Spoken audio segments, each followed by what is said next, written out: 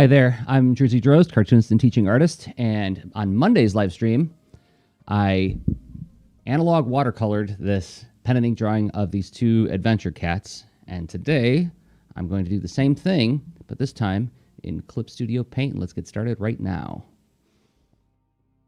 There, I figured out an intro. Instead of me just being like, hi everybody, happy Thursday.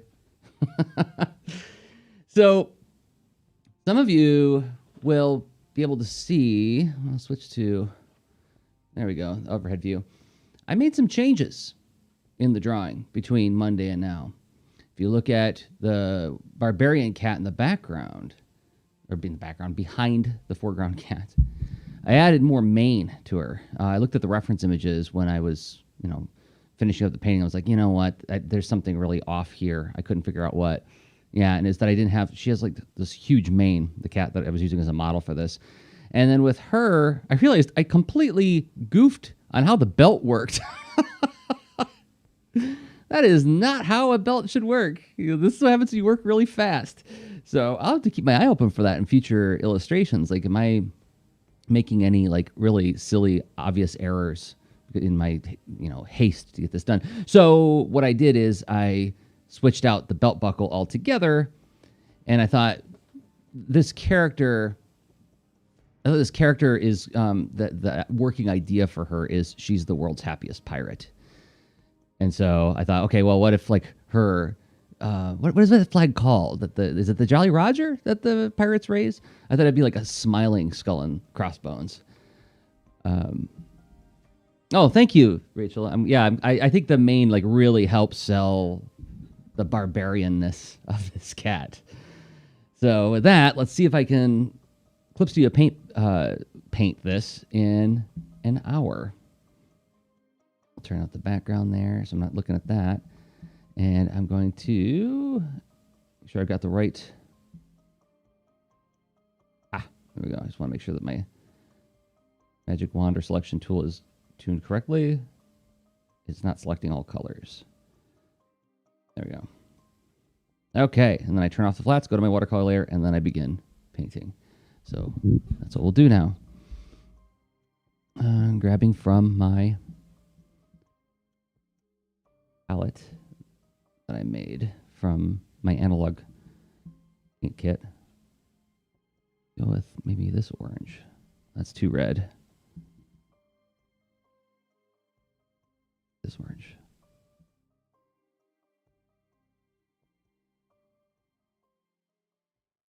So another change I made is I actually put a little cut in this cat's ear, which adding a sense of toughness to it.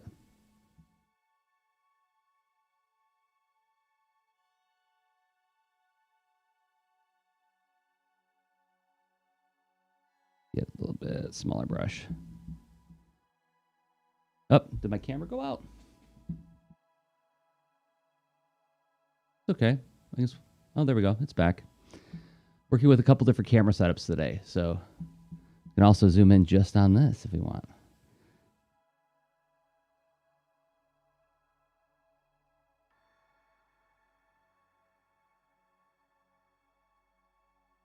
Go to watercolor more opaque. Oh, that's very opaque.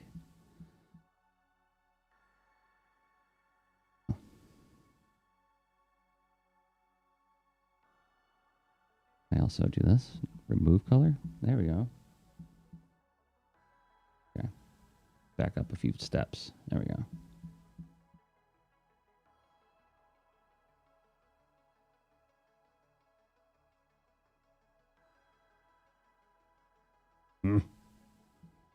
This will get faster. I'm confident of that.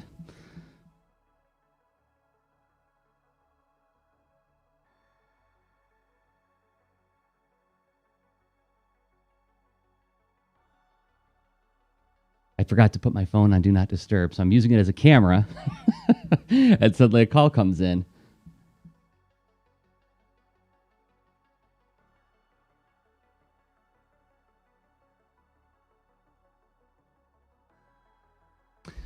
Hello, Stephen.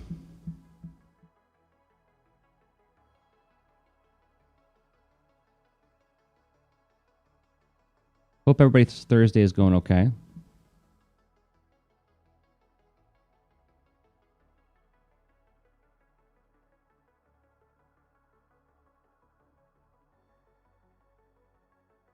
I mean, for me, it's just started. Yeah, I'm working on a very cheerful cat.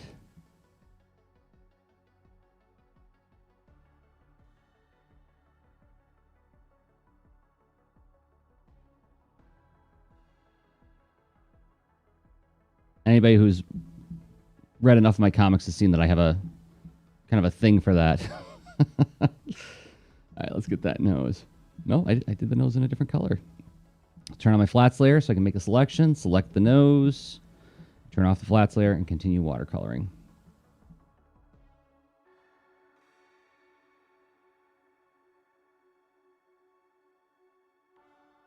So I've mentioned this in other live streams, but the reason I have a flats layer for this is it's easy for me to make these selections very rapidly. So then I could go in with my, what color do I want to use here? I think that's it. Go with my brush and just paint really fast in that area. And I'm done. And I never have to select it again unless I decide I want to make some changes later on. If I just, let's say I decide I want to change some colors altogether after I've painted it. It's like, well, those selections are still there and active. And I go ahead and pull them up again. Let's get this. And then we can switch to...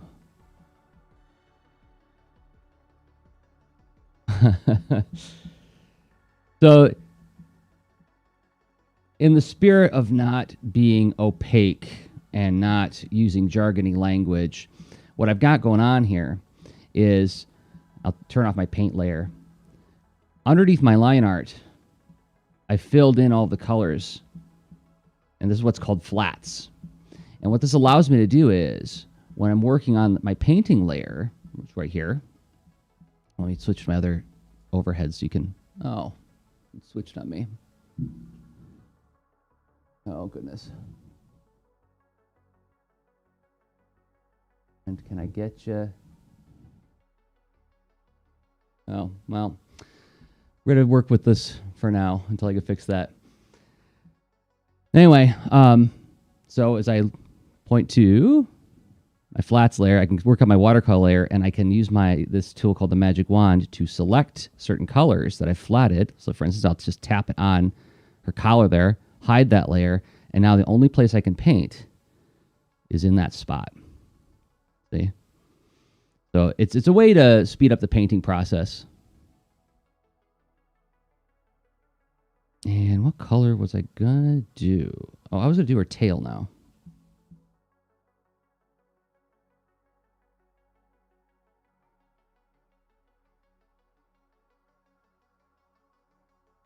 Watercolor brush.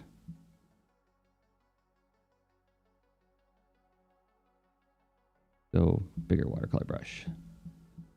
It's still not big enough.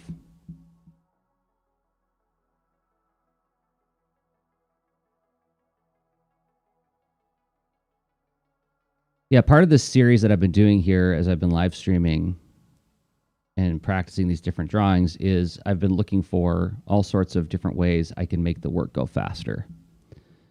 So here's my orange palette, and I'm going to scoot over to when orange and purple meet. Back to my orange. Wash in a little bit more. Get a nice. Okay, now I'll get my watercolor brush, regular watercolor. And I'll get that texture in there.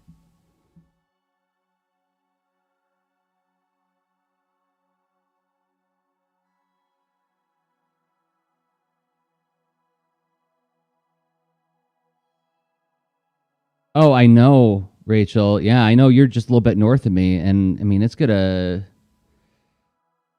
Well, see you, Steven. I hear that. It's like go to a baseball game day today.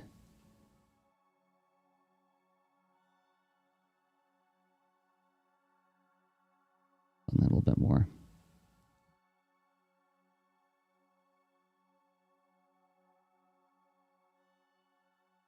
And see, this is what I was talking about with those flats. I can go back here, tap on that, because I want to add some shading onto Happy Kitty's head here. There we go. A little bit of yellow right there.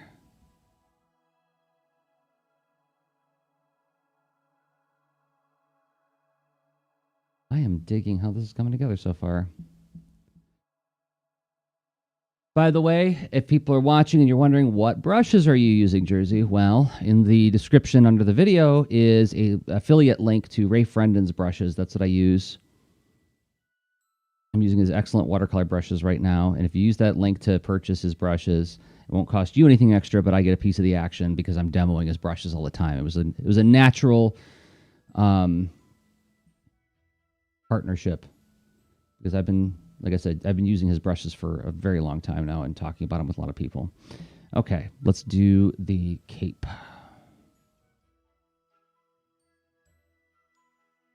Although, Rachel, I have been told, and maybe this, I don't know if this is specific to Columbus or if this is an Ohio thing, I've been told that we're in the season called the pollinating. And so I have been very proactive in making sure I take my Zyrtec every morning. Because yes, though I grew up in Michigan, which is not that far from where we are now, I have noticed that the seasonal shifts affect me a lot more than they did when I lived in Michigan. Okay, I want the red and purple, which I have been using. So let's go red and orange. Just a little bit.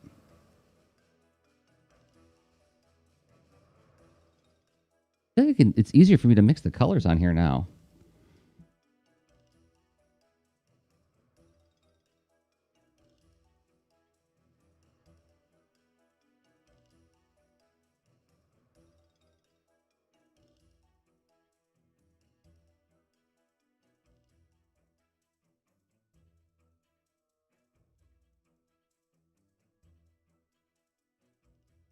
There's my purple and yellow. There's my purple and yellow. I want the lighter one, though. There we go. Hard to even see what's going on there.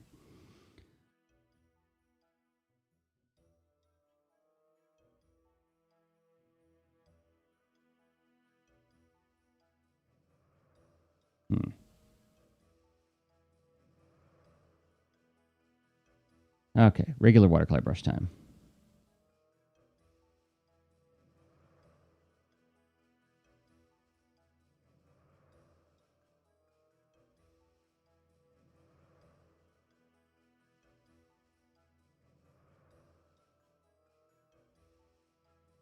Am I going to finish this in under an hour? I think I am.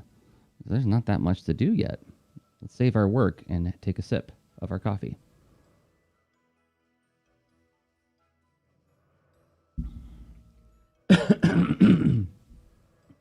Pardon me, jeez. Making old man noises. Here, go to flats. Watercolors, and let's get some red in the underside of that cape.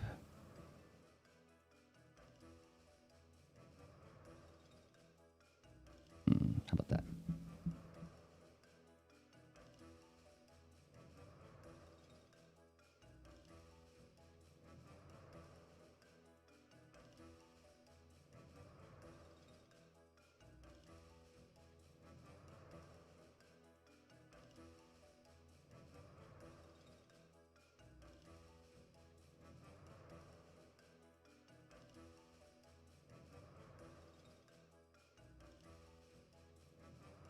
Sure.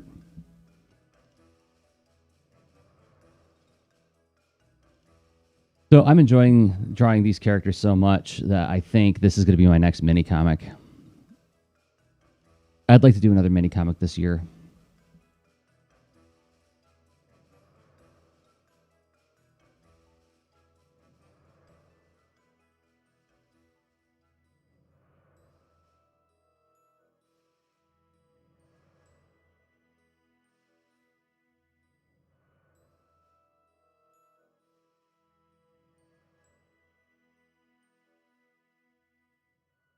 it's really easy for me to imagine the kind of interactions that they would have with other characters. Come on, go my way.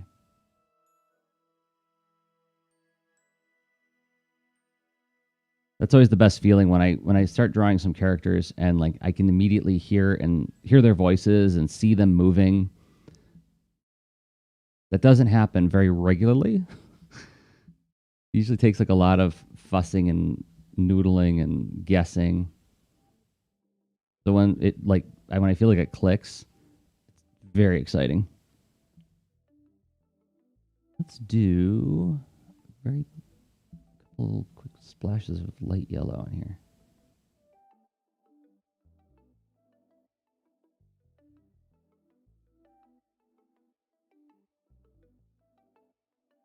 Okay.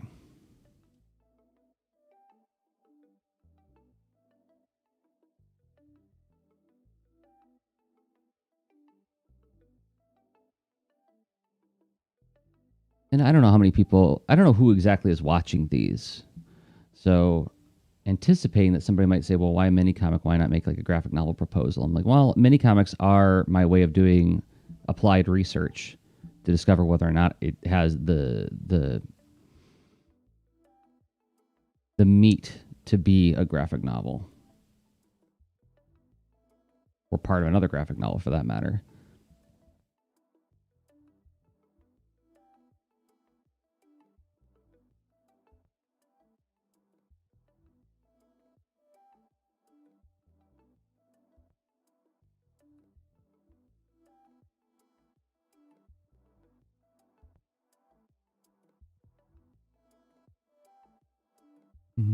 Get our red back. Brush is too small. Bigger brush, please. There you go.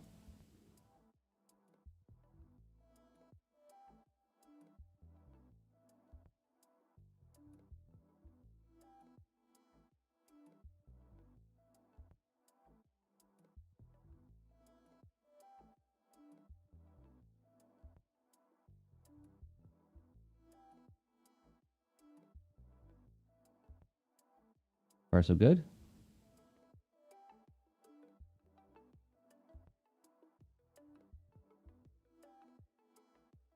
What's it doing? Oh, it's going here.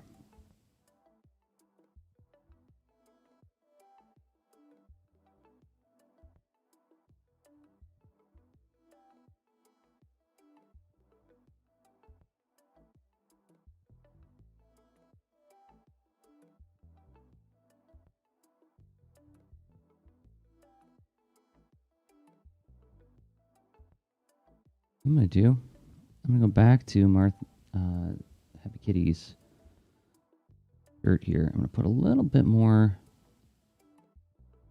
dark shading in there. Let's go here. Go right there.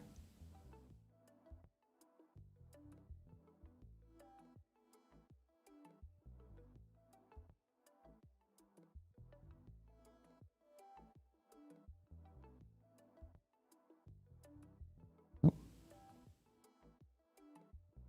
Even darker?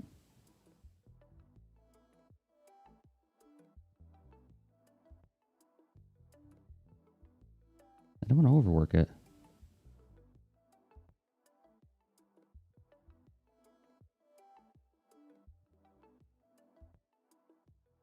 That's good.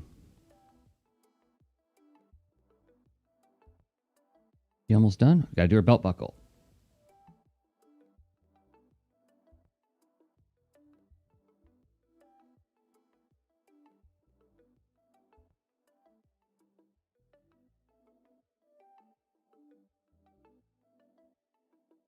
Like that open. Just go over here.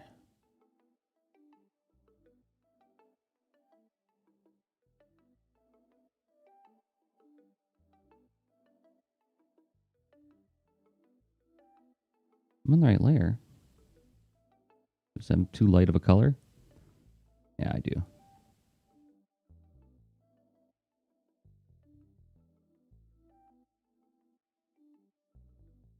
Purple here.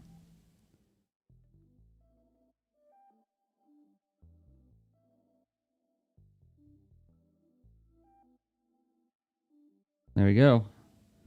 There's a, oh, fiddle faddle. I forgot part of her, the back of her cape there.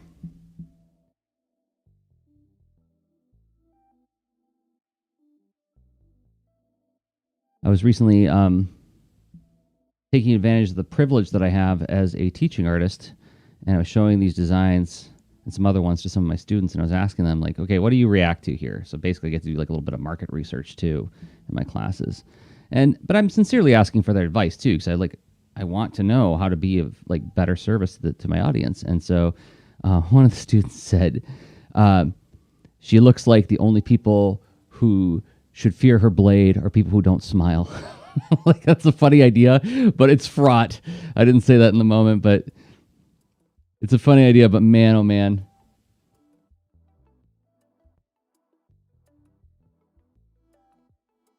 Oops. Keep going to my color palette back. Let me go over here. This is where I want to be.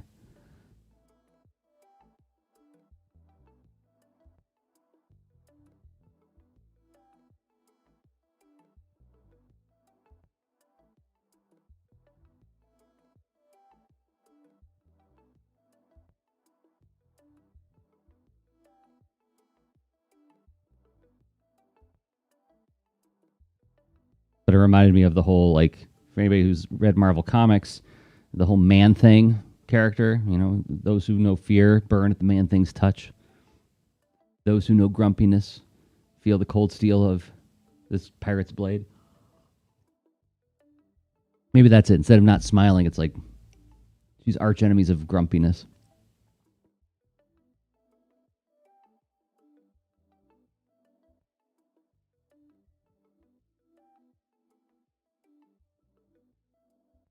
So you can see how I was able to actually match the line quality on the main on this character, like when I updated the drawing. So once again, for comparison's sake, here's the original in the upper right, and then the modified versions on the left of the screen. That's Ray Frendon's brushes too. He's got this really cool dry brush set, and there's one called Dry Dolan. And I mean, it looks almost precisely like what my dry brush on, or rather my brush pens on watercolor paper look like. So it's really cool that I can like ink on paper, but if I still need to make a few adjustments, it's not that big of a deal.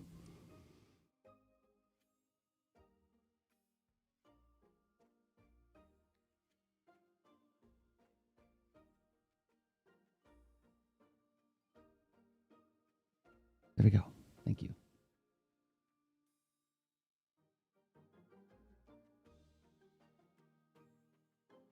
Let's start with the yellow.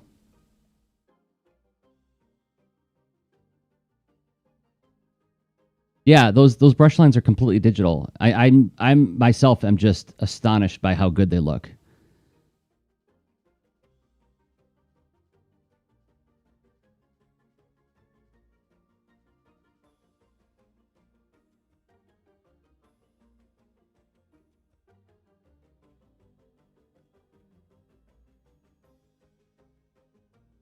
I'm getting into the weeds here. Let me get some orange in this first.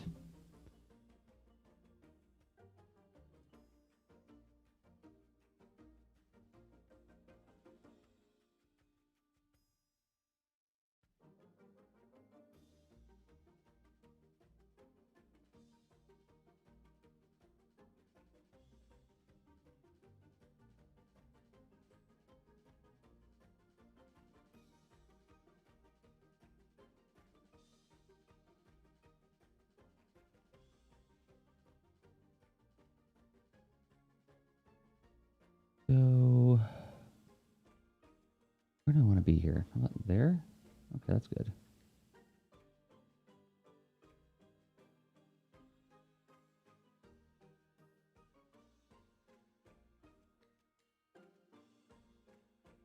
There, that clashes enough with her head. Okay, tricky parts. Let's do the barbarian cat's fur.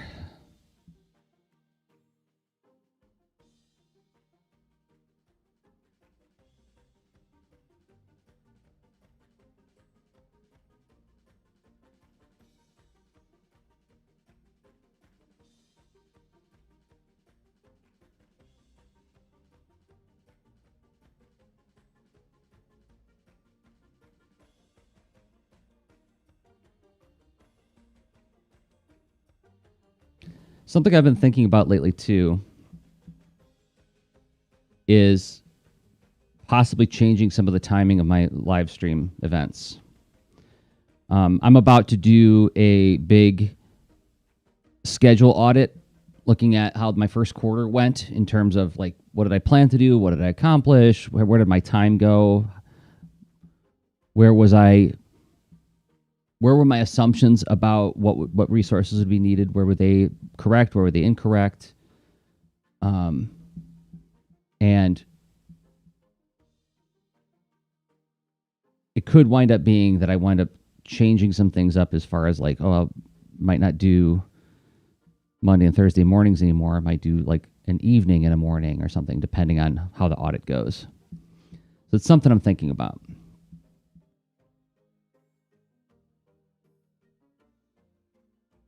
Just putting it out there because I think transparency is always a good idea, even if it's giving information that wasn't requested. I don't think that's oversharing. Setting expectations. Okay, now I'm looking again at my original watercolor, which I worked off of reference images. And the inside of her forearms was darker than the outside. So I'm going to darken this up now. I'm going to my black palette there.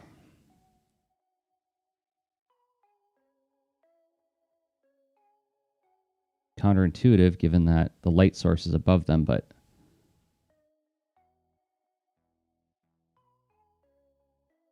I always put a little tiny bit of rim lighting on there like that.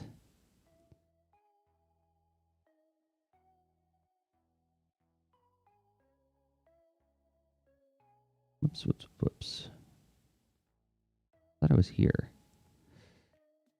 Yeah.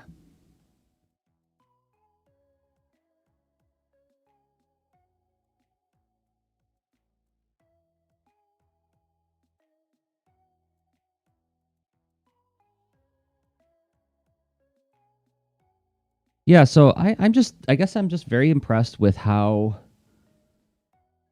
raised brushes can help you achieve like a pretty analog look. It's still not 100%. I mean, you can tell that some aspects of it are digital, but that's okay. Accomplishing what some of my goals in making my art is that I want something that feels like it's been made by a human. I don't want it to be too glossy or too flat. I did play around with some tests that I did not stream where's my brown and purple? Where'd be my brown and purple? Let's go to purple and brown there. Okay. Where I was working with just flat colors and letting the line art do sort of the talking of the drawing, and I wasn't a fan. So I've discovered that I'm not a fan of super slick, glossy coloring, and I'm not a fan of super flat coloring. I like something that feels a little bit textured and modeled a little bit, at least with my stuff.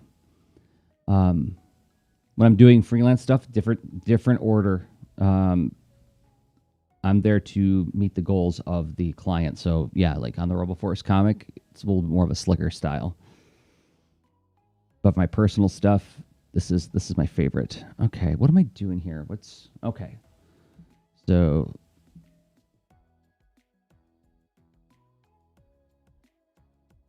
get my watercolor brush.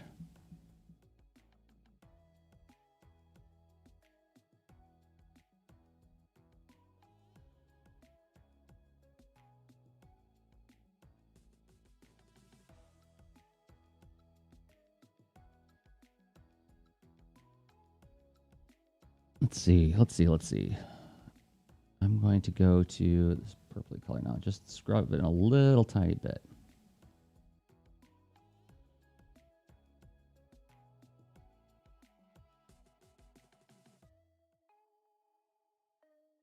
Now for my more opaque watercolor, just to put in a tiny bit of shading.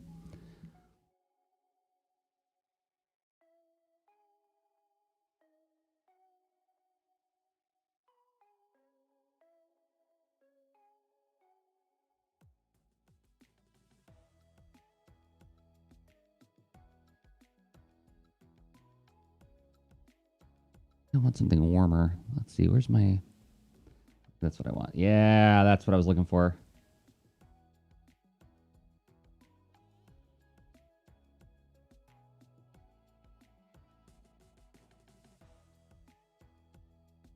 Okay, let's get our regular watercolor brush for this last part here. Looking pretty amazing. Didn't do her foot.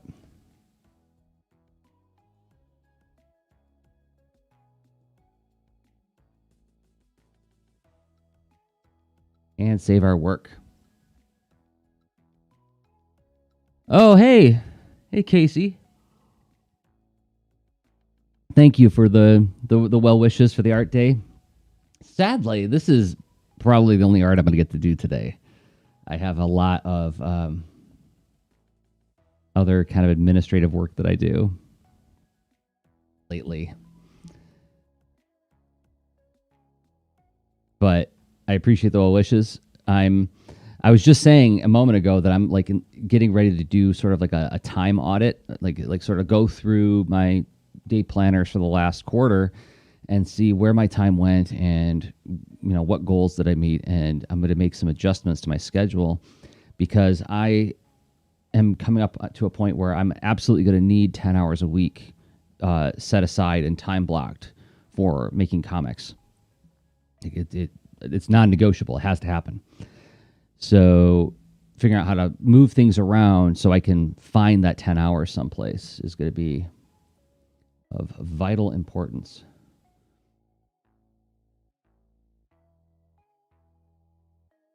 I need some browner than that. There you go.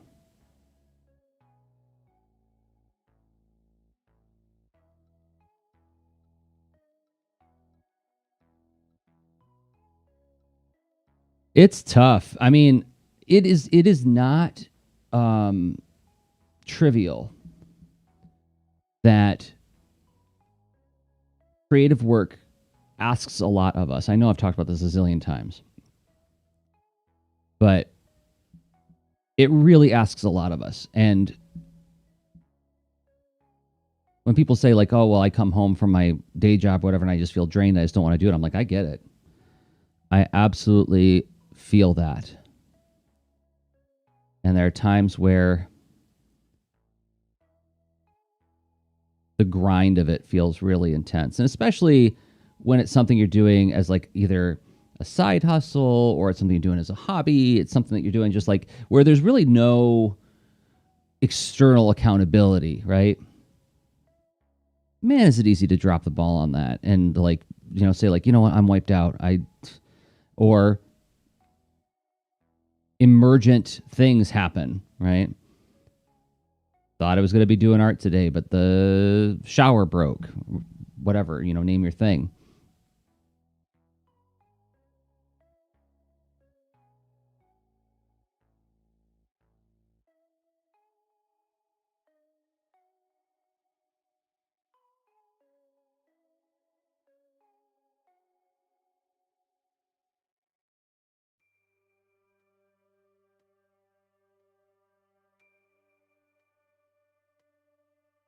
Okay, I'm going to use some transparent watercolor here. There we go. Look at that. Oh, it looks so good. Looks like I planned it.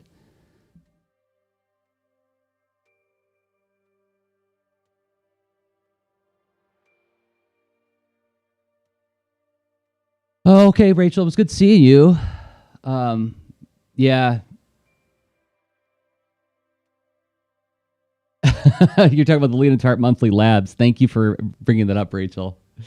Yeah, so my buddy Rob and I of the Lean into Art cast launched this project recently where the third Wednesday of every month we hold a lab for our Patreon supporters, and it's basically a way to create external accountability, like gentle external accountability, because I know that I benefit from that. Like there's an old expression, nothing focuses the mind like the thread of the hangman's noose, right?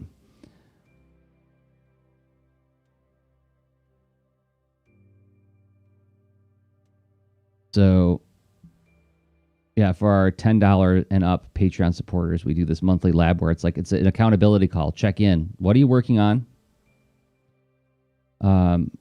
What blocks are you running into in working on it? And what do you think you're going to do to move forward? And then it turns into an open discussion where everybody can discuss what you shared. Safe space with all people who are working on stuff of their own, whether they're a hobbyist or a side hustler or a professional.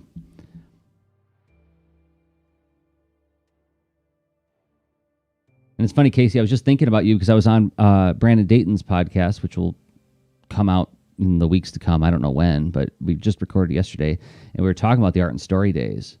And I was talking about how, we tried to be very thoughtful about, well, for those who don't know, Art and Story is a podcast that I did like 11 years ago is when it concluded, with my buddy Mark Rudolph and Kevin Cross. And like, we talked a lot about like, what are the behaviors that we want to reward?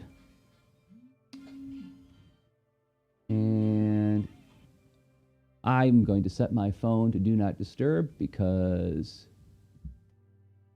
why y'all think that you can call me when I'm in the middle of a live stream? I'm going to turn this. Come on. There we go. Can I use this camera again now? Let's see. There we go. The overhead view is back. Maybe.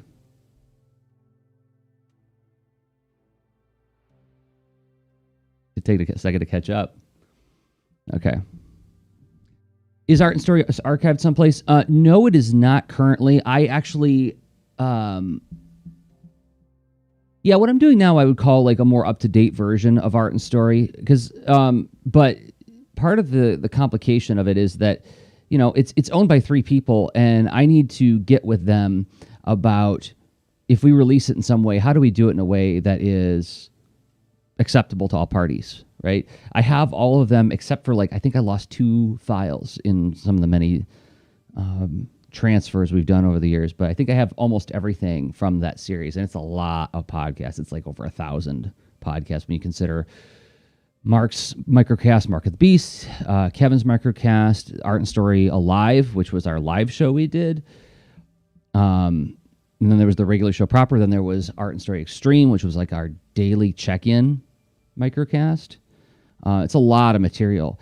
And what I'd like to do, but I got to reach out, like I said, I got to reach out to Mark and Kevin because, it's their stuff too. I'd like to just put them on a website where you can just download all the files. And then maybe have a donate button for each of us, if you want to tip us for all the work that we did on that project, and for the hosting of the file. But yeah, the other thing is that that while I agree that I'm sure it would be useful to people, it's also, I feel like some of that material is of its time, and it would have to be couched that way, not like the Disney Plus warnings on for content or anything. Although maybe, I don't know, I was a younger man. But also just some of the ideas we were talking about the comics industry in general we're in a very different place now, right? As we were working on Art and Story, the kids graphic novel market was just starting up, and I'm sure, Casey, you probably remember me kind of going off on how it was so tough at that time. If you made comics for kids, you had no venues, you had no avenues, you had no options, because the assumptions were at the time the only place that you could get published in comics was either at one of the smaller independent companies like Ape Entertainment or Antarctic Press, or you had the big companies like Marvel and DC, and they were moving farther and farther away from doing kids material at that time. And this was right when the kids graphic novel market was beginning with Raina Telgemeyer's Smile and the Babysitter's Club, and then and Jeff Smith's Bone, which exploded the market, right? Where I think about what 2007 Jersey was saying, I feel he was pining for where we are now. So I think it has a historical element in that. It documents the perspectives of artists at a time when the industry was very different. But I think any advice, in quotes, that we would be offering on there would probably be subject to the time from which they came. Does that make sense? So finding a way to frame that up so that when people are encountering it, they're understanding, where it's coming from.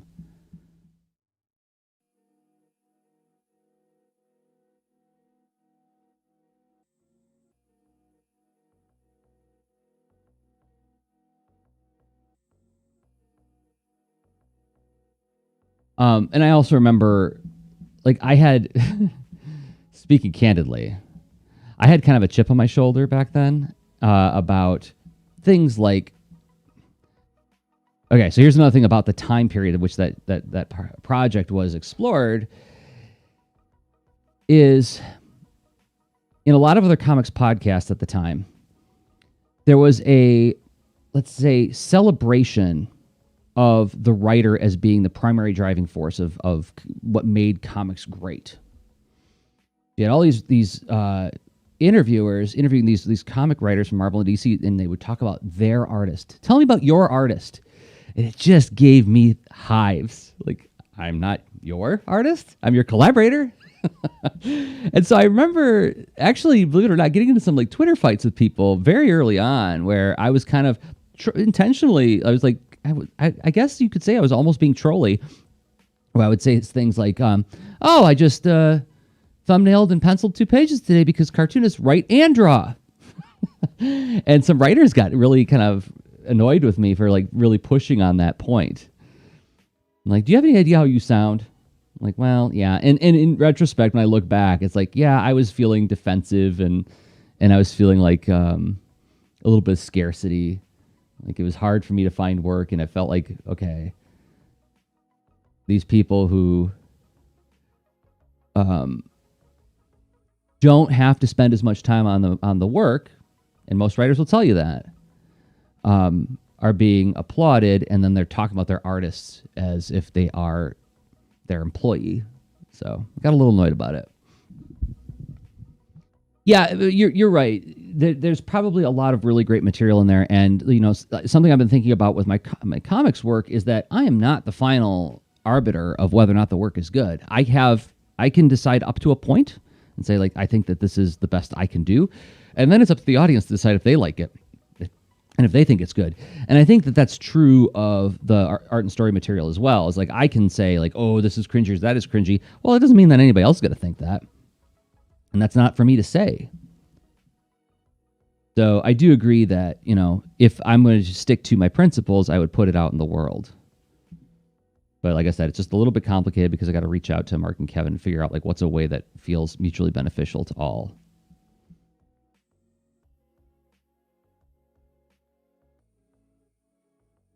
But I wouldn't be against it.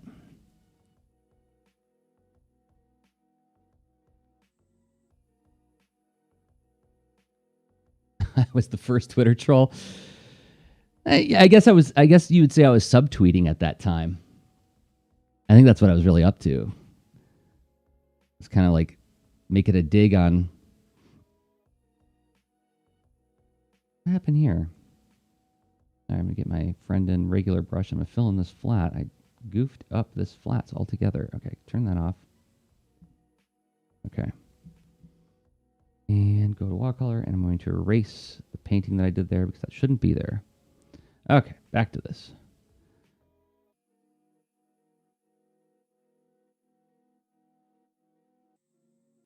Yeah, I know that Jersey being angry probably doesn't feel as intense to other people as it does to me. I had this experience recently, not recently, this is actually several years ago, where my students were getting a little bit wild in the classroom. And this is something I talked about on Brandon's podcast. Hey, Dordoys.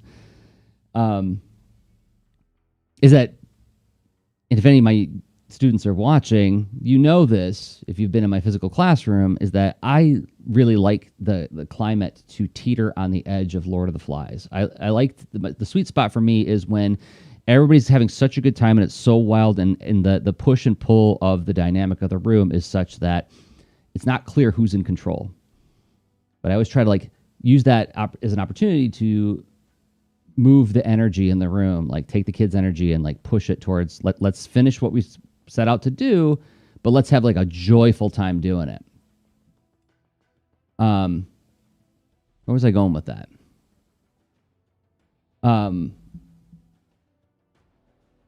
Oh yeah, well there was this one time where it fell out of my control, and I leaned on the desk that I was standing at, and I sighed. I did like a whew kind of thing in front of the kids, and they laughed.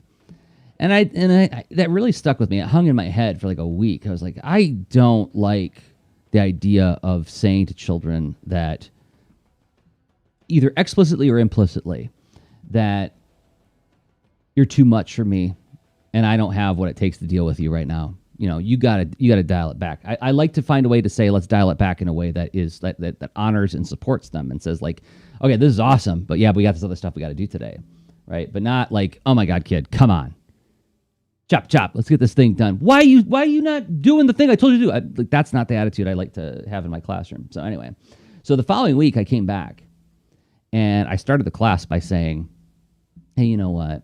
Every week we get together and I walk into this classroom with the intent of giving it my all. I want to give you my 100% because I believe in you and I believe in the work that we're doing together.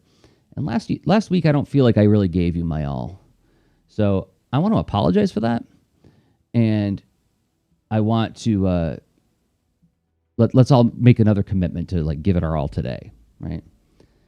And the kids later on, like weeks later, recounted that story to me, you know, and they're like, all you did was make a little sigh and we thought it was funny. And then you came back and you were like falling all over yourself, apologizing to us for it. And I was like, well, I don't think I was falling over myself, but okay, if that's how you want to read that. But anyway, that's all to say that like, I know that what I perceive as intense aggression is not always perceived that way by the people I'm working with. So when I think about the Art and Story podcast, I'm like, oh yeah, I was angry back then. I'm sure if I went and listened to it, I'd probably be like, what is this? This is like, he's mildly aggrieved.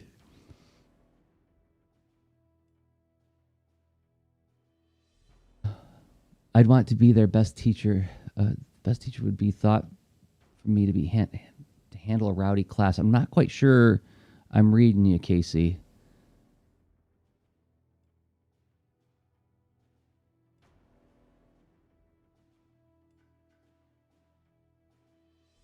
But yeah, I enjoy a bit of a wildness in my class. I feel like wildness is where you're going to also discover some real authenticity. Because we're not, the hope is that I can disarm them enough. Oh, it'd be tough for you. Oh yeah. Well, yeah, it is. I mean, like, for me, when I'm teaching that way, I often leave the classroom like literally having sweat through my clothes. Like I'm damp when I teach that class. But for me, it's so worth it because like the hope is that by disarming them in that way, so that they're being their more natural, fluid selves, that we'll get to. Oh wow, I'm impressed. I'm impressed, Casey, that you're actually walking and watching this and typing on a phone. But yeah, that's my personal philosophy on like having like a little sense of wildness and discovery in the room. Like I get a big kick out of that. And I think the kids do too, because like I get a lot of repeat students. I get a lot of students who come back year after year, and like some who take my class for like 10 years until they're grown-ups, and then, you know, now they're working professionally. Not because of me. I mean, I was there to help guide them, but they did the work. But anyway, but yeah, so that was a long way of getting at this idea that like my definition of what hostility and aggression looks like does not necessarily meet what the world's definition is.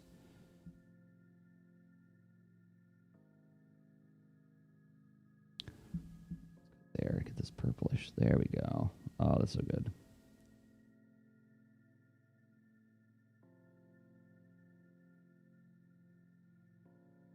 And let me also say about that teaching anecdote. Oh man, it took me so long to get there. I mean, I've been teaching comics courses since I want to say like 2006, 2007 was where I really feel like I turned the corner. Like I'm a teaching artist now, but I mean, there were certainly times where the room started to fall completely out of control, and I was out of my element. I mean, the story I often tell other teachers, and they nod with acknowledgement and recognition, is I was teaching in Detroit at it was fifth grade. They didn't have art programming in the school. These kids were like fifth graders who had never taken art, which I was like, oh my God, that's brutal. And 30 boys, no girls in the classroom. And it was towards the end of the school year. Summer was approaching. We were closing on the end of the semester. And the class period that I visited was right after lunch. So you want to talk about kids who are just like super not into, calmly and reflectively thinking about art? That was it. I learned a lot about classroom management in that day, that time period.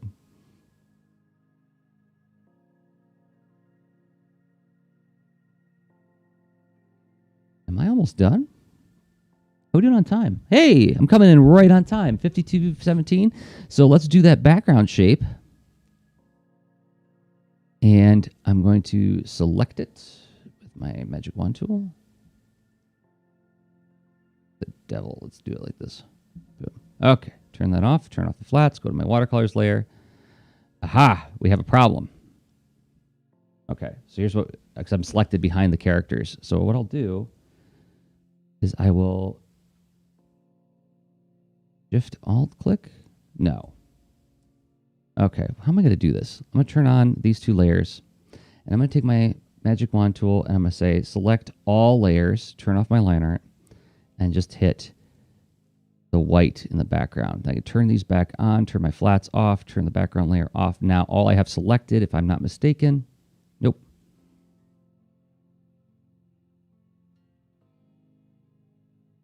How do I do that?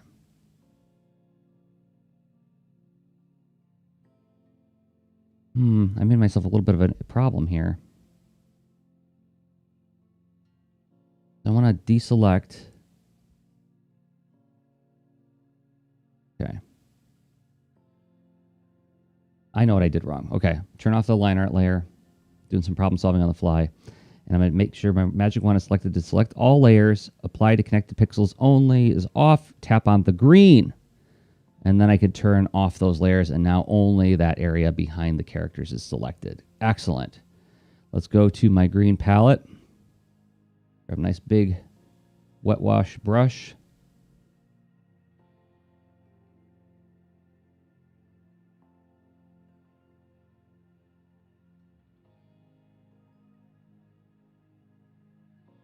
I'm going to grab my Washy Joshy Cloudy Chaotic. Another Ray Frendon brush, which is a little bit too opaque when I do it that way. Let's go to a very light yellow. Just hardly touching the canvas here.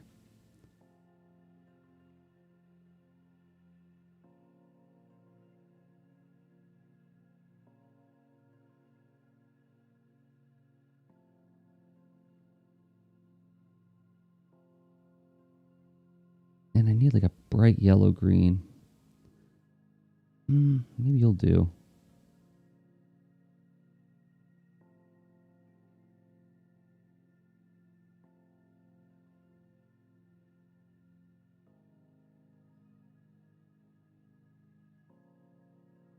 Come on. Get in there and get some yellow in there. There we go. My watercolor brush. Let's make it nice and big.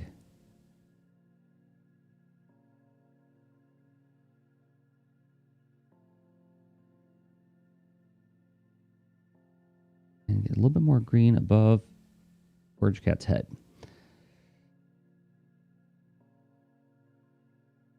Oh, do I... So I'm going to answer a couple questions as I close this out. Do I still do classes in Columbus? I'm beginning to. I'm beginning to do art classes hopefully this fall, as we all get vaccinated and continue to observe the health crisis.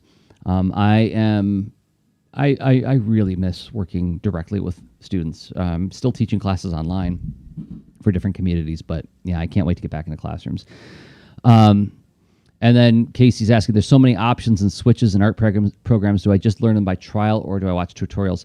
I go by heuristics, trial and error, until I can't figure it out. And then I'll go to YouTube and just look up a quick tutorial on it.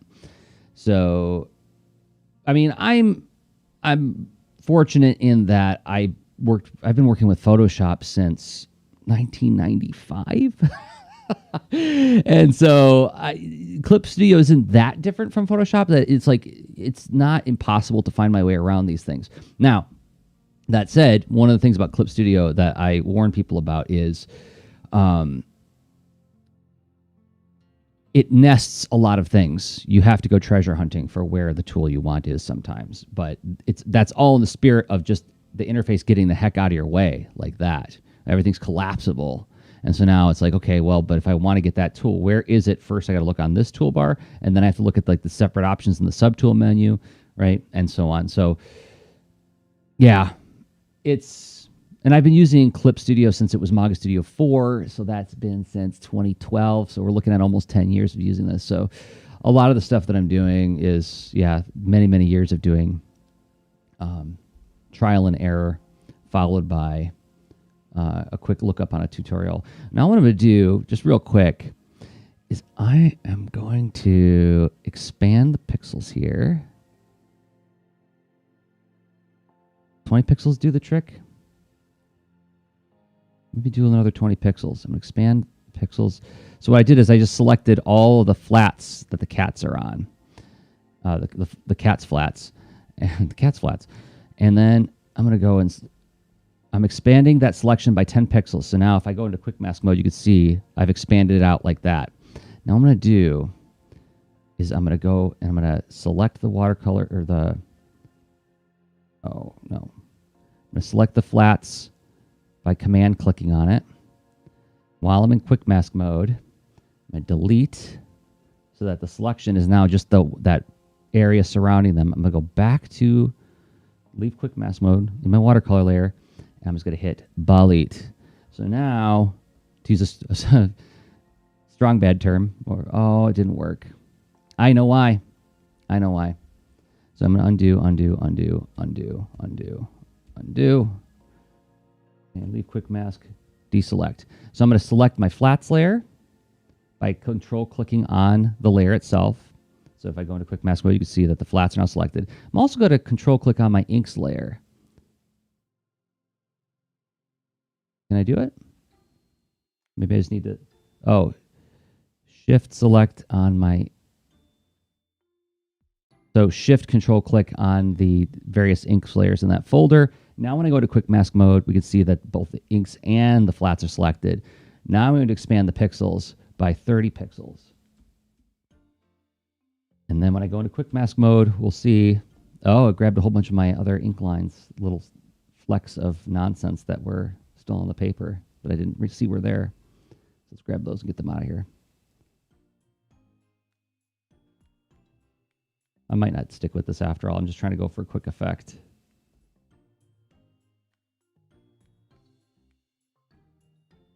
I know I'm going over my time just a little bit, but I want to play one thing.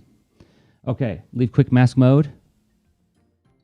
No, I'm going to stay in quick mask mode, and now I'm going to control click on my flats layer to select the flats colors. And then I'm going to control shift click on the inks layer to make sure that I selected my inks layers. And then I'm going to hit delete. Whoops. I don't want to delete my inks. I want to be on the quick mask only. There we go. And I'm deselect, leave quick mask. And then while on the watercolor layer, hit delete.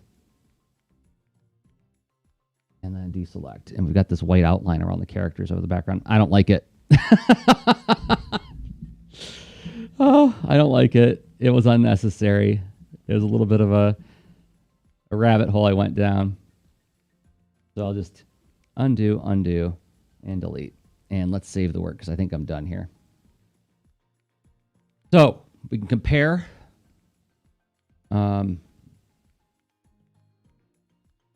Here's the, okay, let me see if I can get this in the shot.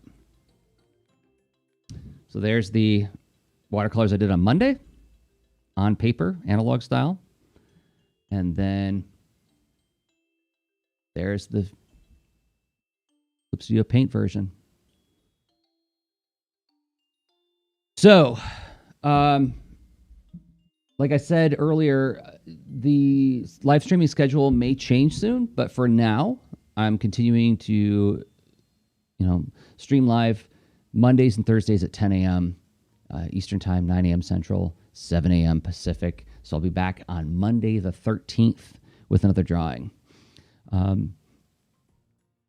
Jonathan's asking me, how are you finding the digital watercolor compared to your digital analog version? Just catching up with these videos. They look great. Thank you, Jonathan.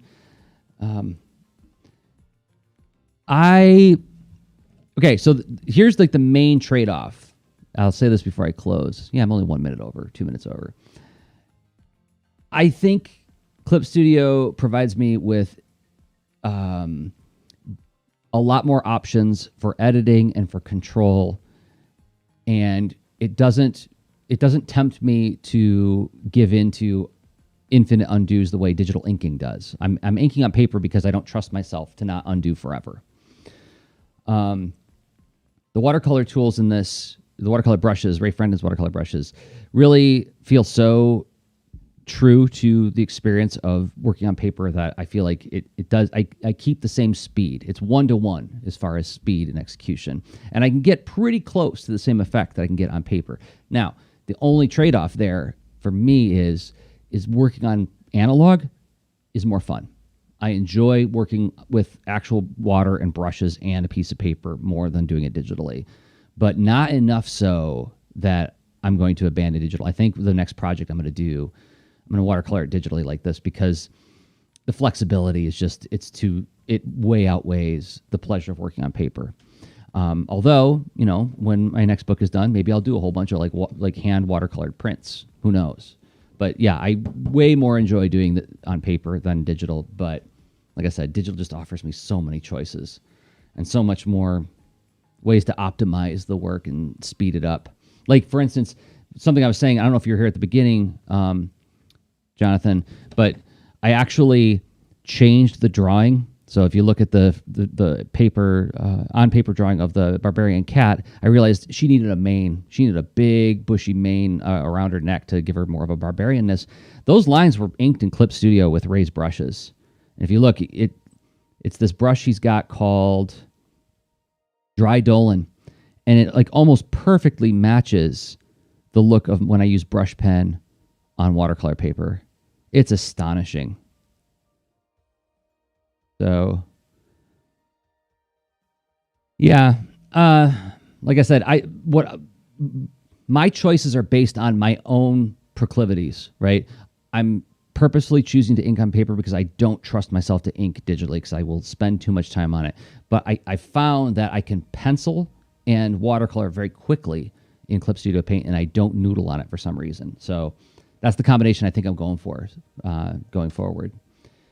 So yeah, it's astonishing. I mean, Ray's brushes are terrific. And once again, there's an affiliate link in the description for everybody if you haven't purchased his brushes for Clip Studio. I love them. All right. So, Ray Frendon, Frendon.com, Frenden. And the, like I said, in the description for this video on YouTube, there's a link you can use to get them. And I get a piece of the action for, talking about his brushes so much. But I talk about them because I use them all the darn time. So thanks everybody for hanging out with me. I'll be back on Monday, the 13th, April 13th, 2021 at 10 a.m. Eastern Time. Until then, I've been Jersey Drozd of jdrozd.com, rss.jdrozd.com for everything I make. And okay, bye.